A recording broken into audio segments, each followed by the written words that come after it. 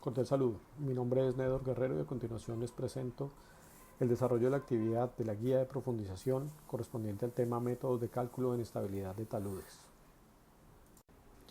Respondiendo el interrogante, ¿cuáles son los diferentes modelos analíticos que son implementados para determinar las condiciones de estabilidad de un talud o ladera en la ejecución de un proyecto civil? Debemos analizar que para determinar las condiciones de estabilidad de un talud se utilizan diversos modelos analíticos y numéricos que evalúan el factor de seguridad. Métodos de equilibrio límite son los más utilizados en la práctica de ingeniería geotécnica.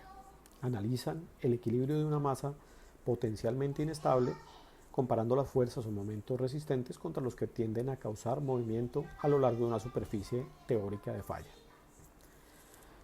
El método de las dovelas consiste en dividir una masa deslizante en franjas verticales para simplificar el análisis. Se subdivide en métodos aproximados, entre los que tenemos el método de Felenius, que es el más sencillo y conservador, que satisface el equilibrio de momentos, pero no el de fuerzas, despreciando las fuerzas entre dovelas.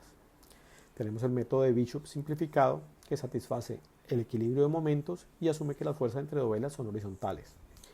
El método de Jambu simplificado se basa en el equilibrio de fuerzas y es útil para superficies de falla no circulares. Tenemos también métodos precisos o rigurosos que satisfacen todas las condiciones de equilibrio estático, fuerzas y momentos. Entre esos tenemos el de Spencer, que asume las fuerzas entre dovelas teniendo la misma inclinación.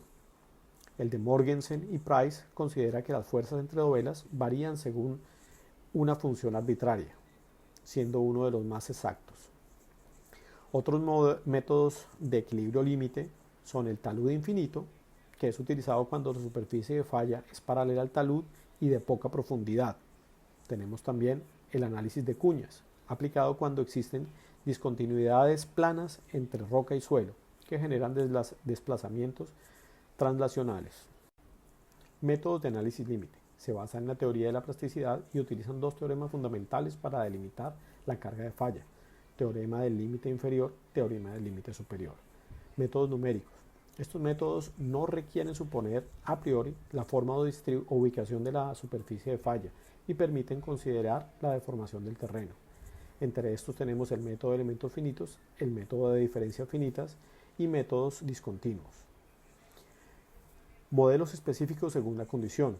Entre esos tenemos el análisis pseudoestático, el análisis sistemático estereográfico y de dinámica de flujos. ¿Cuáles son las diferencias que se presentan entre los diferentes métodos de evaluación de las condiciones de estabilidad de taludes?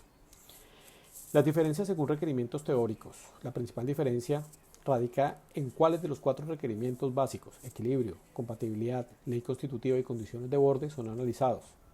Diferencias de capacidad de resultados. Dependiendo del método elegido, la información obtenida varía. Diferencias según el tipo de material de falla. Talud infinito versus infinito. Suelo versus roca. Factores de consideraciones sísmicas. Conclusiones. Los métodos de equilibrio límite son más sencillos y rápidos para cálculos rutinarios de factores de seguridad. Los métodos numéricos ofrecen una aproximación mucho más detallada al permitir simular fallas progresivas y la interacción suelo-estructura.